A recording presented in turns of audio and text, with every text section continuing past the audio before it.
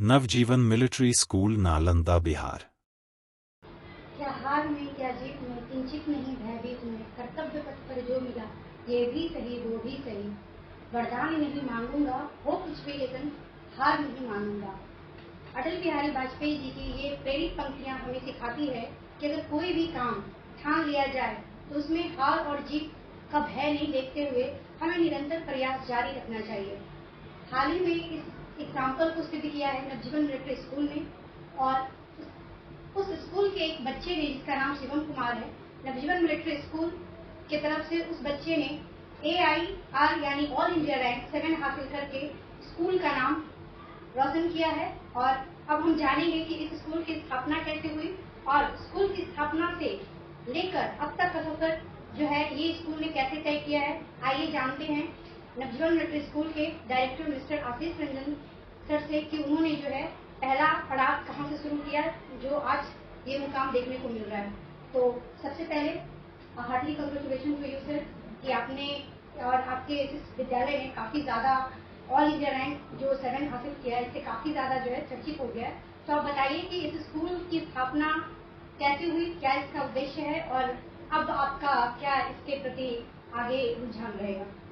सबसे पहले तो मैं बहुत बहुत शुक्रिया अदा आपका करना चाहता हूँ मैम कि आप इस जगह पे आए और इस जगह पे आकर के हमारे विद्यालय के बारे में जानकारी आपने प्राप्त किया। और ऑल इंडिया रैंक की बात करें तो पूरे देश में 7वां रैंक हमारे विद्यालय से प्राप्त किया है और बिहार में वह नंबर 1 पहला कैंडिडेट है जिसने क्वालिफाई किया है वो। और ये स्कूल का जर्नी 2020 से स्टार्ट हुआ था जो अभी कंटिन्यू चल रहा है। और इसमें हमने बहुत सारे पड़ाव देखे, मतलब उतार चढ़ाव, पर अब बहुत ही अच्छा हम लोग कर रहे हैं अपने स्कूल को लेकर के। पहले हम लोग क्लास 6 तक ही अवेलेबल था, पर आज डेट में क्लास 9 भी सीट्स अवेलेबल हो गई हैं। 9th के लिए भी फैकल्टीज यहाँ पे हैं और 9th क्लास के सैनिक स्कूल के भी प्रिपरेशन यहाँ से करवाई जा रही है और नवोदित विद्यालय। तो बताइए कि आप जो इस स्कूल की स्थापना की, इसके पीछे जो आपने नींव रखा, उसके पीछे आपका कौन सा सोच है जो आपको प्रेरित किया कि हमें एक स्कूल की स्थापना करनी है, वो भी नॉर्मल स्कूल ना होकर के इस पूरे क्षेत्र में एक ऐसा मतलब कॉम्पिटिशनल स्कूल है जो डे बाय डे हम ग्रोथ करते देख रहे हैं और इसका रिजल्ट हर वर्ष जो है बढ़ते चल रहा है। तो ये नींव और ये जो सोच आपने ये पहल कैसे किया वो बताइए। मैम ये इसका पहल का सबसे मेन मुद्दा था मैंने पहले टाइम पे कंपटीशन की तैयारी कर रहा था। उस बैंकिंग में मैंने देखा कि जब मैं बैंक का तैयारी कर रहा था और इंजीनियरिंग बैकग्राउंड से तो मेरा पीटी का सिलेक्शन, मेंस का सिलेक्शन, इंटरव्यू भी मैंने कई बार पीओ का दिया है और मैनेजर्स का दिया है। और मेरा एक इंस्टीट्यूट भी यहाँ चलता था जिसमें मैं एसएससी का और बैंकिंग में क्लास लेता था। तो इन सभी से मुझे प्रेरणा हुआ कि आज के बच्चे जो युवा पीढ़ी है वो एग्जाम क्रैक करने के लिए 1-2 साल देते हैं, वो तैयारी करते हैं। तो मैं क्यों ना अभी से ही इन लोग का लेवल बढ़ाकर चलूं ताकि वो आप जब सिलेबस देखेंगे ना बोधे और BHU का तो सैनिक का इवेंट है किसी भी जूनियर कॉम्पिटिशन का, उन सभी कॉम्पिटिशन का तालमेल वहां से लिंक अप रहता है एसएससी से और बैंकिंग से। तो उसमें क्या होता है ना कि वो बच्चे लोग का और रुझान उन सभी में चीजों में पढ़ने में मन लग जाए और आगे आने वाले टाइम में, चूंकि हम लोग सब जानते हैं कि आगे आने वाले समय में 10 साल में बहुत ही भयानक कॉम्पिटिशन होने वाला है। तो इससे बढ़िया है कि मैं इन चीजों को फोकस करते हुए मैं सोचा कि आज की डेट में बच्चे का करियर का निर्माण करने से बेहतर और कोई चीज सेक्टर है ही नहीं। इसकी वजह से मैं इन सभी चीजों में इंटरेस्टेड हूँ। सलाम है आपकी सोच को कि आपने इस स्तर पे सोचा कि यहाँ पे ग्रामीण जो बच्चे हैं वो इतने बड़े सपने देखने का जो है वो ताकत रखते, हिम्मत रखते और वो अगर जब भी सोचे कि कहाँ हमको ऐसा प्रिपरेशन मिलेगा तो वो आपको देखते होंगे। तो ये अपने आप में एक बहुत बड़ी बात है। तो क्या आप बताना चाहेंगे कि आप जब स्कूल की स्थापना किए थे उस समय बच्चों की संख्या क्या थी और अब जो है आपके स्कूल में बच्चों क्या संख्या है, क्या स्थिति रही है। मैं पहले तो ये मैं बोलूंगा कि मेरा जो शुरुआती दौर था जिस समय 2020 में मैं स्कूल जब ओपन किया था तो उस समय लॉकडाउन का टाइम चल रहा था। तो उसमें मैंने 2 बच्चे से स्टार्ट किया था और आज यही 2 बच्चे स्कूल की स्थापना के बाद लॉकडाउन हुआ। हाँ, उसका जैसे ही स्थापना डेज हुआ उसके बाद ही लॉकडाउन हुआ और उसके बाद ना उस टाइम पे मैंने 2 बच्चों को पढ़ाना स्टार्ट किया था। जिसका पहला स्टूडेंट ने रिजल्ट दिया था सैनिक स्कूल पुरलिया और दूसरा स्टूडेंट ने रिजल्ट दिया था सैनिक स्कूल कोलकोटा। तो उन दोनों का मुझे लगा वहाँ से काफी ज्यादा वो टाइम और आपका टाइम, क्योंकि पहले 2 स्टूडेंट और आज के डेट में मेरे यहाँ 200 स्टूडेंट हैं, जिसमें कि मैं तो पढ़ा रहा हूँ इतना भी करेंटली, और इसमें से 135 प्लस बच्चे यानी 135 प्लस स्टूडेंट्स लोग का सिलेक्शन हो चुका है। ये लोग कहीं अच्छे विद्यालय में, सैनिक स्कूल विद्यालय, सैनिक स्कूल नालंदा, सैनिक स्कूल रीवा, सैनिक स्कूल जम्मू कश्मीर, सैनिक स्कूल मिजोरम, सैनिक स्कूल अमेठी, इन सभी जगह पे, और कई सारे सैनिक स्कूल में भी अपना अध्ययन कर रहे हैं एवं नवोदय विद्यालय में भी अध्ययन कर रहे हैं। मतलब बिहार के एक छोटे से कोने से आप भारत के पूरे कोने कोने में बच्चों को फैला रखा है ना, तो बहुत अच्छी बात है। ये खुशी मिलता है मैम, और जब आप लोग जैसे आते हैं तो उन लोगों से भी, और पेरेंट्स लोग, कई सारे पेरेंट्स हमें बोलते हैं कि सर आप तो बहुत अच्छा योगदान दे रहे हैं, तो मैं बहुत खुद एक्साइटेड होता हूँ इन सभी चीज़ों को सुनकर। तो जब जिस तरह से आपने स्कूल की स्थापना की और तुरंत लॉकडाउन लगा, तो क्या आपको उस समय मन में थोड़ा सा तो लगा होगा कि क्या इसे स्किप कर देना चाहिए या फिर इसे आगे कंटिन्यू रहना चाहिए, क्योंकि उस समय तो लॉकडाउन में सबका हालत खराब था, तो इस बारे में आप क्या कहेंगे? हाँ, इस बारे में मैं एक ही चीज बोलना चाहूंगा मैम, जहाँ पे लॉकडाउन ने सभी गार्जियंस, पेरेंट्स को और सभी बच्चे लोग को एक डिस्टेंस रिलेशनशिप में जोड़ा था, वहीं पे मेरे लिए एक चीज बेहतर अपॉर्चुनिटी मेरे लाइफ में आया। तो लॉकडाउन होने की वजह से मैं मेरे को चांस मिला वो 2 स्टूडेंट्स को हीरा बनाने का, जिन 2 स्टूडेंट्स के पास उतने सारे क्षमता नहीं थे उस टाइम में, लेकिन पर मैंने उसे बनाया। फिर उसके बाद आज का सिलसिला आप देख सकती हैं आज जर्नी में कि हर साल हमारे विद्यालय से कितने बच्चों का सिलेक्शन हो रहा है। चलिए, अच्छी बात है। तो जैसे कि ये ऑल इंडिया रैंक 7 जो अचीवमेंट किया मिस्टर शिवम कुमार ने, उसके बाद आप मतलब उसको किस तरह से आप उसको स्पेस कर पा रहे हैं अपनी खुशियों में, या फिर बहुत तरह तरह के ख्याल आ रहे होंगे कि इसको अब आगे के लेवल में कैसे लेके जाना है, तो इससे आप क्या कहेंगे? इस बात को लेकर मैं यही कहूंगा मैम कि उनके जो पेरेंट्स हैं, एक पापा हैं जो गुजरात में रहते हैं, वो किसी कंपनी में वर्क करते हैं, और उनकी मम्मी यहाँ पे रूम लेकर रहती हैं, और वो अब नामा के रहने वाले हैं। लेकिन पर उनका ये विश्वास मेरे प्रति बहुत ही स्ट्रॉन्ग विश्वास था कि आप अगर सर मेरा बच्चा अगर आपके यहाँ पढ़ेगा तो क्या रिजल्ट हो जाएगा। मैंने उम्मीद तो जाहिर किया था, पर हर चीज होते हैं मेहनत से। अगर बच्चे मेहनत करें और टीचर मेहनत करें तो हम लोग देखते हैं हर चीज प्लस रिजल्टेंट बढ़ जाता है वहाँ पे। तो आज ऐसे ही हुआ सेम टू सेम कि आज उस बच्चे ने ऑल इंडिया रैंक तो 292 नंबर ला करके ना अपने पूरा राज्य का नाम गौरवान्वित किया एवं पूरे देश में 7वां रैंक लाने के बाद उसका हर जगह से हमें ईमेल के द्वारा मैसेज मिल रहे हैं। बहुत अच्छी बात है। तो in terms of making competition आप जो है क्या करेंगे for those student who could not afford to go outside from rural area, specially for girls? तो जैसे कि गर्ल्स साइड में हमेशा सामान्यता देखा जाता है कि अकॉर्डिंग टू बॉयज उसका जो दोनों का रेशियो गैप है ना एजुकेशन में, वो काफी ज्यादा बढ़ रहा है। तो मतलब बढ़ नहीं रहा है, बहुत स्तर पे कम भी हुआ है, लेकिन पहले की अपेक्षा भी कुछ अच्छा हुआ है। लेकिन नॉर्मल स्कूल से लेके कंपटीशनों में देखा जाए तो आप इसमें क्या देख रहे हैं? क्या ये रेशियो बहुत ज्यादा है या फिर कम हो रहा है?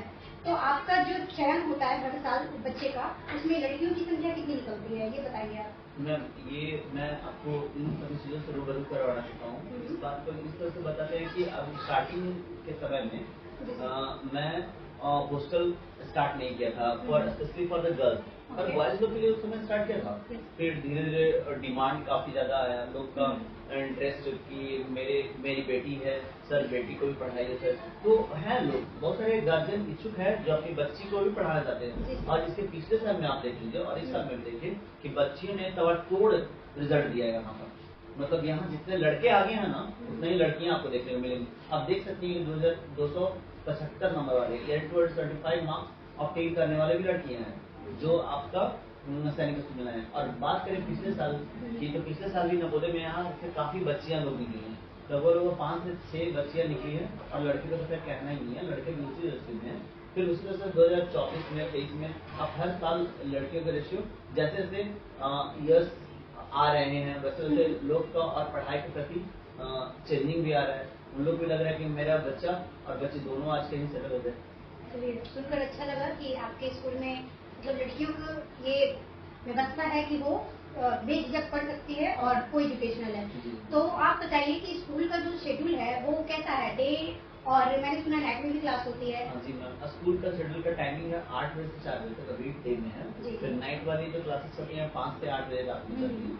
तो अभी क्या होता है ना कि इन लोग को ना एक टाइम मिल जाता है दोनों का, एक फुल टाइम मिल जाता है ताकि एक अच्छे से पढ़ाई कर सकें। अच्छा, तो उसमें हॉस्टल की व्यवस्था गर्ल्स बॉय दोनों के लिए है? हाँ जी मैम। और नाइट में लड़कियां लोग भी आती होंगी? हाँ, नाइट में लड़कियां भी बाहर से आती है पढ़ने के लिए, जैसे लोकल मार्केट की जो लड़कियां हैं वो यहाँ पे रहने वाले हैं, वो लोग आसानी से आ पाते हैं। हमारे इवन हॉस्टल में भी गर्ल्स और बॉयज दोनों की सुविधा है। तो जैसा कि सर ने बताया, तो ये काफी अच्छी पहल है कि बिहार की बेटियां कॉम्पिटिशनल स्कूल में भी अपना एक अच्छा प्रदर्शन कर रही है। और जितने भी पेरेंट्स अगर इस वीडियो को देख रहे हैं तो उनसे मेरा यही रिक्वेस्ट है कि आप इस फील्ड में अपने बच्चों को ज्यादा से ज्यादा प्रेरित करें, बच्चियों को, क्योंकि अगर सपने लड़के देख रहे हैं तो लड़कियों को भी देखने का उतना ही हक है। और ये सर के संस्थान से ऐसा देखा भी जा रहा है कि लड़के के रेशियो में लड़कियां भी आगे कदम से कदम मिला के चल रही है। और मैं एक चीज और इस वीडियो के माध्यम से आपको बताना चाहता हूँ कि आज लड़कियां हों चाहे लड़के हों, एक फाइनेंशियल गार्जियन अगर होना चाहते हैं ना, तो वो नवोदय में और मुतला में अपने बच्चे को भेज सकते हैं, जिसमें उनका बच्चा और बच्ची को सीधे क्लास 6 से लेकर के 12 तक पढ़ाया जाएगा।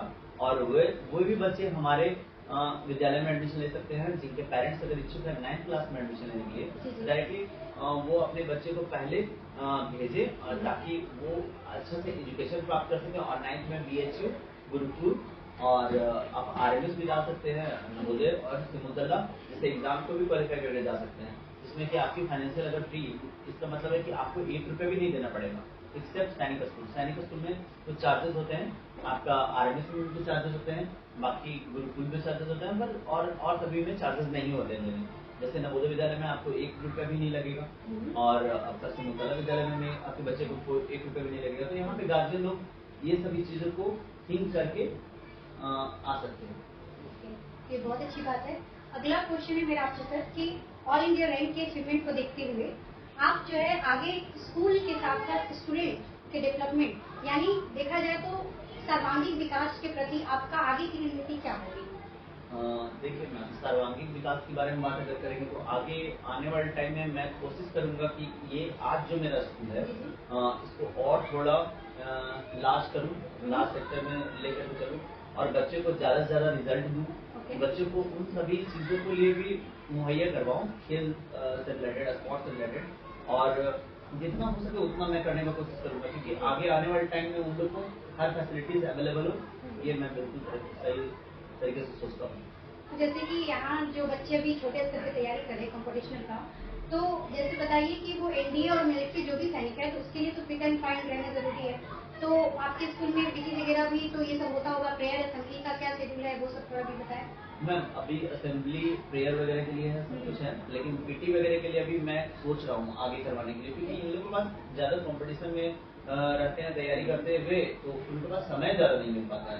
पर मैं चाहता हूँ इन सभी चीजों में बदलाव लाऊं और अपने स्कूल को भी बेहतर और करूं। ठीक है, मेरा नेक्स्ट क्वेश्चन है आपसे कि अगर देखा जाए तो आपको ऐसा लगता है इस क्षेत्र में कि शिक्षा की दृष्टि से, है ना, आपके इस पूरे क्षेत्र में नवोदय, नेतरहाट, सिमुतला आदि कुछ संस्थानों में बच्चों को ज्यादा से ज्यादा मात्रा में रिजल्ट देकर आप उसको वहां तक पहुंचा सकते हैं जहां वो जाने के लिए थोड़े कतराते हो या फिर झिझकते होंगे, वहां पहुंचेंगे तो पहुंचे कैसे? तो इसमें आपका कितना महत्वपूर्ण योगदान रहेगा? हाँ बिल्कुल मैम, ये बात आपने ऐसा पूछा और इसका मैं रिप्लाई कर रहा हूँ इस माध्यम से कि आज जो मेरे यहाँ बच्चा पढ़ रहे हैं वो उनको डायरेक्टली अगर वो आने वाले टाइम में कहीं भी 11th 12th जैसे अगर देते हैं सैनिक स्कूल में हो गए, जैसे नवोदय विद्यालय में हो गए, उन सभी जगह पे अगर वो पढ़ के जब निकलते हैं तो उनके पास एक पूरा अच्छा इन्वायरमेंट मिलता है और अच्छा स्टडी का लेवल मिलता है, और इसके बाद ना वो अच्छा कर भी सकते हैं, जैसे NDA के सेक्टर में या फिर UPSC के सेक्टर में अगर जाना चाहें तो वो डायरेक्टली जा सकते हैं, क्योंकि उनका लेवल शुरू से ही बेस स्ट्रांग हुआ। और जिन बच्चों का बेस स्ट्रांग रहता है ना, उनको कभी भी तकलीफ नहीं होता है, पर उन बच्चों का जिनका कॉम्पिटिशनल स्टडीज नहीं होता है उनके बारे में तो मैं नहीं बता सकता हूँ, पर जिनका कॉम्पिटिशनल स्टडीज अगर होगा वो आगे आने वाले टाइम में बहुत ही अच्छा परफॉर्म करेंगे, NDA जैसे एग्जाम्स में भी क्वालिफाई करके अपने मम्मी पापा का नाम रोशन कर सकते हैं। ठीक है, तो आप ये बताइए कि जैसे आपके स्कूल का अभी क्लास कहाँ से कहाँ तक रहता है और क्या किस तरह से छोटे स्तर से बच्चों को सिखाया जाता है कि वो एज ए कम्पिटिटर जो है फाइट करे, क्योंकि ये नॉर्मल स्कूल नहीं है। तो फिर बेसिक से हटके और एक्स्ट्रा एफर्ट्स देने के लिए आप क्या प्रोग्राम करते हैं, कुछ बताइए।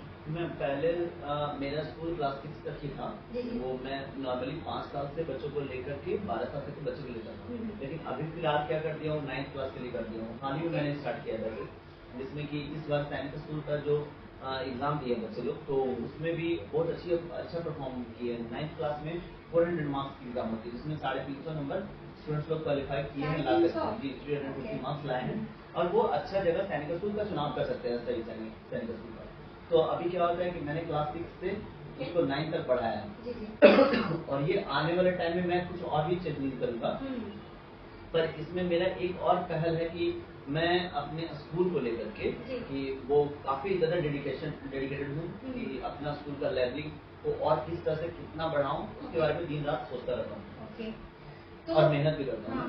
तो जैसे कि जूनियर में ही ये सिखा दिया जाता है कि आपको आगे चल के एज ए कम्पिटिटर सीनियर जो है बन के और फिर हमको अदर एग्जाम क्रैक करना है। तो जब वो बच्चे सीनियर तक पहुंचते हैं तो फिर वहां से लेकर एग्जाम क्रैक करने के क्रम में आप किस तरह से तैयारी करवाते हैं और पूरे डे शेड्यूल और नाइट शेड्यूल में किस तरह से तैयारी की जाती है, उसका प्लेटफॉर्म क्या है, व्यवस्था क्या है उसका? मैम इसमें तो पहले एक जो बच्चे एग्जाम के लिए देने जाने वाले हैं वो उनके लिए सीनियर क्लासेस होते हैं, और उन सभी बच्चों के लिए जो एग्जाम में इस बार नहीं देने वाले हैं वो सभी जूनियर सेक्शन में रहते हैं। जैसे जूनियर डी, फिर सी है, फिर बी है, फिर ए है। इन सभी में क्या होता है कि सेक्शन वाइज हम लोग करके ना बच्चों लोग को एडजस्टमेंट करते हैं, जिनका जो लेवलिंग रहता है, जो लेवल में इंक्रीजमेंट आता है, फिर उसके अनुसार से उन लोग को ना बैचेस वगैरह एक्स्ट्रा प्रोवाइड करते हैं हम लोग। ठीक है, मेरा अगला सवाल है कि ये तो हो गया स्टूडेंट्स के बारे में, और टीचर्स को जो है आप किस तरह से उनको गाइड करते हैं कि वो आपके ऑर्डर को फॉलो करते हुए बच्चों को तैयारी करवाते हैं, क्योंकि रैंक 7 जो लाया है इसमें आपकी पूरी टीम का हाथ होगा, है ना? तो आप कुछ बताइए अपने फैकल्टीज के बारे में कि उनका लेसन प्लान क्या रहता है, पूरे साल की क्या प्लान ऐसे होते हैं, और फाइनल एग्जाम के तौर तरीके इस तरह से किस तरह से प्रिपरेशन करवाते हैं। आप टीचर्स के एफर्ट के बारे में बताएं। मैम तो पहले तो मैं ये बताना चाहूँगा कि उसमें मेरे सारे टीचर्स जो है ना वो सब इंडिविजुअल सब्जेक्ट्स के लिए है। जैसे हिंदी के लिए प्रॉपर टीचर है, इंग्लिश के लिए प्रॉपर टीचर है, मैथ्स के लिए प्रॉपर टीचर है, रीजनिंग के लिए प्रॉपर टीचर है। फिर आगे आपका हर चीज टेस्ट सीरीज होता है, तो ये टेस्ट सीरीज उसका ज्यादा इम्पैक्ट पड़ता है। अभी है बच्चे लोग तैयारी कर रहे हैं, फिर वो तैयारी करने के बाद उनको जो क्वेश्चन का सॉल्व करेंगे वो प्रैक्टिस सेट में लगाना है उनको, फिर मॉक देना है उनको। तो ये सब चीजें को जब देंगे तो उनके पास कॉन्फिडेंस लेवल आता है। फिर कॉन्फिडेंस जैसे बढ़ेगा वो आगे की ओर अच्छा परफॉर्म करेंगे और बेहतर एक रिजल्ट दे सकते हैं। तो ये बच्चे हर साल फॉर्म भरते होंगे अलग अलग एग्जाम में? जिन पेरेंट्स का मतलब सोच होता है कि मेरे बच्चे नवोदय में जाएं, किन्हीं का सोच होता है कि मेरे बच्चे सैनिक स्कूल में जाएं, और किन्हीं का सब चीज में मन होता है। तो भाई जिसमें वो इंटरेस्टेड है, even then I used to give him a chance for submitting the forms as well as to qualify if the students knows each and everything, या फिर they perform well, then they used to qualify। जब वो लोग अच्छा perform करते हैं तो वो लोग क्वालिफाई कर जाते हैं। तो ये तो हो गया क्वालिफाइड स्टूडेंट के बारे में। तो वैसे बच्चे मान लिया कि वो 6 तक आके किसी कारणवश सिलेक्शन नहीं होती है, पढ़ने में अच्छे हैं या फिर ऐसे एवरेज तो वो हो ही जाते हैं, फिर उसके बाद उसके आगे की क्या रणनीति होगी? उसे तो लगता होगा कि मतलब यहाँ तक आने के बाद मेरा नहीं हुआ, तो उस तरह के बच्चों को आप मोटिवेट कैसे करते हैं, कैसे फर्दर एजुकेशन पाते हैं? उनके लिए मेरे पास एक ये है कि मतलब मैंने बता रखा है उन लोगों को कि अगर इस तरह से कभी भी कोई इश्यूज आता है तो आप क्या करेंगे कि पहले तो आप कहीं भी किसी भी विद्यालय में आगे जाकर के अपनी पढ़ाई को कंटिन्यू कर सकते हैं। अगर आप हायर क्लासेस में एडमिशन लेना चाहते हैं तो एडमिशन ले सकते हैं। अगर आप सेम क्लासेस लाइक क्लास 6 से 7 में जाना चाहते हैं तो फिर जाके ले सकते हैं, बिकॉज क्योंकि आपके पास एज ए ईयर वाइज आपके पास एक्सपीरियंस हो गया है, क्योंकि आप वो चीजों को जो कॉम्पिटिशन लेवल पे पढ़ाई कर रही है वो आप चीजों को पहले ही सब चीज जान गए हैं, तो आपको आने वाला टाइम में चैलेंजिंग फेस नहीं करना पड़ेगा। तो इसके लिए एक अच्छा है कि वो आगे जगह का अपना सही क्लासेस को एडजस्टमेंट करे, क्लास 8 में 9th में जहाँ वो जाना चाहते हैं। इवन अगर वो क्लास 7 में भी जाते हैं तो कोई इशूज नहीं है उनके लिए, क्योंकि उनका लेवल पहले से ही बेसिक सब स्ट्रॉन्ग हो जाता है। वो सभी जगह जाने के बाद हर चीज को टैकल कर सकते हैं। जैसे कि पूरा डे और नाइट को मिला दिया जाए तो उनका स्टडी आवर कितना होता होगा? उनका स्टडी आवर आप खुद ऐड ऑन कर सकते हो ना, मतलब वो मतलब approx 8 देखा बजे जाए 4 तो बजे तक और फिर इधर 6 8 बजे घंटा तक दिन यानी 5 बजे एबव तक 10 आवर्स हो जाता होगा। हाँ। तो ऐसे हम अंदाजा लगा सकते हैं कि बच्चों का तो बेस और अच्छा बन जाता होगा, वो बिल्कुल। नॉर्मल स्कूल से और अच्छा कर सकते हैं। हाँ बिल्कुल। अभी आपको बताते हैं, हाल ही में मेरे यहाँ 5-5.5 साल का बच्चा जी, है। जी। वो अभी आप क्वेश्चन पूछेंगे तो वो अभी इवन बॉडमास तक जानता है, वो बॉडमास वगैरह सब सारा चीज बनाता है। वो 5-5.5 साल का बच्चा है और टेबल उसको 40 तक याद है अच्छा। और स्क्वायर याद है उसको 40 तक याद है। तो वो बच्चे लोग उस तरह के होते हैं कि जो आप जिस स्टेप में उसको ढालना चाहेंगे ना वो बन सकता है। मतलब पहले से उन लोगों को दिमाग में आपने बैठा दिया है कि हाँ, एज ए कंपटीटर यहाँ फाइट करना है तो करना है, बिल्कुल, बिल्कुल। तो बहुत अच्छी बात है। तो आखिरी सवाल है मेरा कि जैसे ये जो भी हो गया, अब आगे का जो रणनीति होने वाला है उसमें आप किस तरह से बच्चों को इस तरह से ढाले कि जैसे ये तो सिर्फ पढ़ाई की बात हो गई, अगर देखा जाए तो जो हमारा बोलने चालने का जो भी भारत की संस्कृति या बिहार की संस्कृति है, तो उससे रिलेटेड आप बच्चों को कैसे ज्ञान देते हैं, क्या करवाते हैं उसके लिए वो भी बताएं। क्योंकि आज के अभी में बच्चे जो है अपना मोरल वैल्यूज भूल रहे हैं, तो उसको आप कैसे क्या करेंगे, क्योंकि मोबाइल की दुनिया जनरली बच्चे जो है माँ बाप से दूर हो रहे हैं और सोशल मीडिया का ज्यादा इम्पैक्ट आ रहा है, तो उसके बारे में आपका क्या कहना है? मैम ये पहले तो ये बहुत ही एक तरह से अगर हम देखें तो एडवांटेजेस जितना है उतना डिसएडवांटेजेस है, जी, जी। क्योंकि आज के डेट में सोशल मीडिया ही एक ऐसा प्लेटफॉर्म है जहाँ से लोग बनते भी हैं और बिगड़ते भी हैं। Okay. तो सोशल मीडिया में अगर बच्चे लोग को देखा जाए तो बच्चे लोग को पहले से ही फेसबुक, ट्विटर और फिर आपका इंस्टाग्राम ये सभी चीज़ों में जब इन्वॉल्व होते हैं तो उनका पढ़ाई का लेवल गिरने लगता है। और अगर देखा जाए तो ये सब मेरे ख्याल से बहुत ही बुरा इम्पैक्ट है। पेरेंट्स को कभी मोबाइल उनको देना ही नहीं चाहिए बच्चे लोग को। और सबसे अगर मेन बात अगर बोला जाए कि इन सभी चीज़ों से दूर रखना, तो इसमें सबसे अहम भूमिका अगर कोई निभाने वाले हैं तो उनके पेरेंट्स निभाने वाले हैं। क्योंकि पेरेंट्स का एक रोल होता है कि आप जैसे बच्चों को अभी सेफ देंगे उस तरह से सेफ उनका बनेगा। अगर आप बिगाड़ेंगे तो बस बच्चे लोग भी बिगड़ेंगे, तो क्योंकि बच्चे क्या होते हैं ना, मतलब उनके लिए क्या मैसेज देना होगा, तो पेरेंट्स को कुछ मैसेज देना हो तो आप क्या देना हाँ चाहेंगे? उनको यही मैसेज देना चाहते हैं कि अभी उनका सही समय नहीं है उनके लिए मोबाइल फोन्स वगैरह यूज करना, और ना ही उनके बातों को मानना आपके लिए सही होगा। क्योंकि उनके हर बात को आप अगर हर चीज़ों को, हर छोटी छोटी चीज़ों को आप तुरंत अगर अवेलेबल करवा देते हैं तो उनका रिजल्ट पे भी इम्पैक्ट पड़ता है, वो बच्चे ज़्यादा बिगड़ते हैं। इसलिए ऐसा कोई काम न करें जिससे कि आपके बच्चे बिगड़े।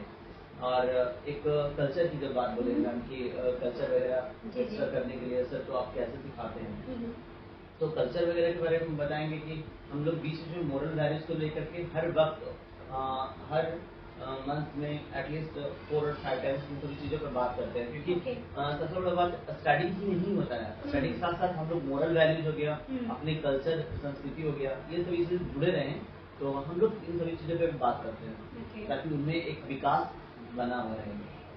ठीक है, तो अभी जितने रिजल्ट्स हुए उसमें अभी हाल ही फिलहाल में मैंने सुना है कि कल ही नवोदय का रिजल्ट अनाउंस हुआ, तो उसमें आपके बच्चों का क्या परफॉर्मेंस हाँ रहा? जी मैम, कल इवनिंग में नवोदय विद्यालय का भी रिजल्ट आया और इस बार नवोदय विद्यालय का रिजल्ट हमारे विद्यालय से 7 बच्चों ने क्वालिफाई किया है, और वो भी आपको बधाई हो। जी जी थैंक यू मैम। और ये जो नवोदय का रिजल्ट आया है इसके लिए मैं अपने फैकल्टीज को भी थैंक यू बोलना चाहता हूँ। और ये सबसे बड़ी बात है कि हम लोग सारा टीम का मेहनत है, और ये जब टीम मिलती है ना तो एक काफ़ी ज़्यादा खुशी मिलती है।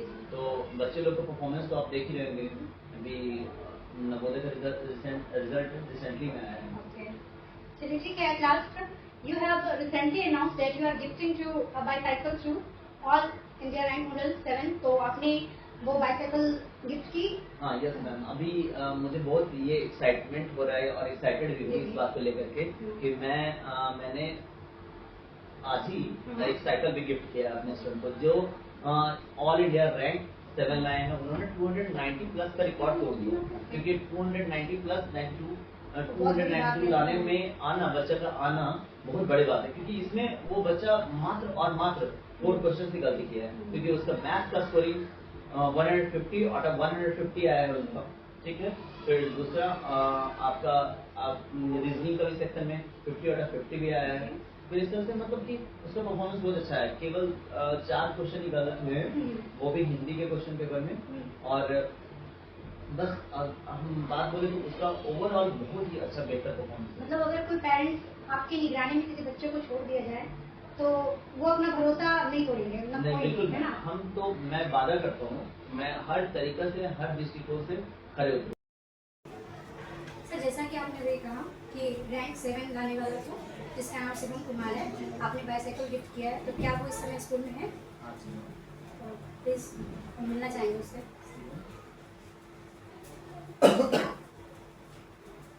फर्स्टली मेरी congratulation Shivam. Thank you ma'am. Rank 7 लाकर कैसा लग रहा है आपको? मैं बहुत खुश हूँ। और अपने माता पिता कैसा फील कर रहे हैं और टीचर्स के बारे में बताएं। मेरे माता पिता बहुत खुश हैं, उन्हें मुझ पर गर्व है। तो आप बताइए कि रैंक 7 जो आपने लाया, ये अपने आप में ही बहुत बड़ी बात है। इसके पीछे बहुत बड़ा प्रिपरेशन रहा होगा आपका, तो कब से तैयारी चल रही थी?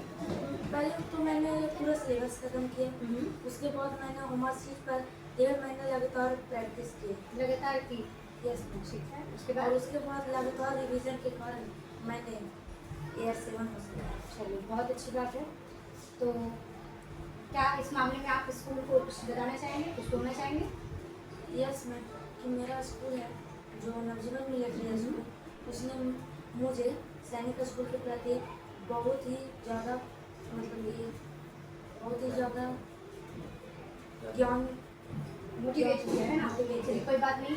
तो यहाँ पे सर है, सर को क्या बोलना चाहेंगे आप? Thank you to directors and my all teachers. Thank you Shivam, thank you. आप जा सकते हैं। Thank you sir.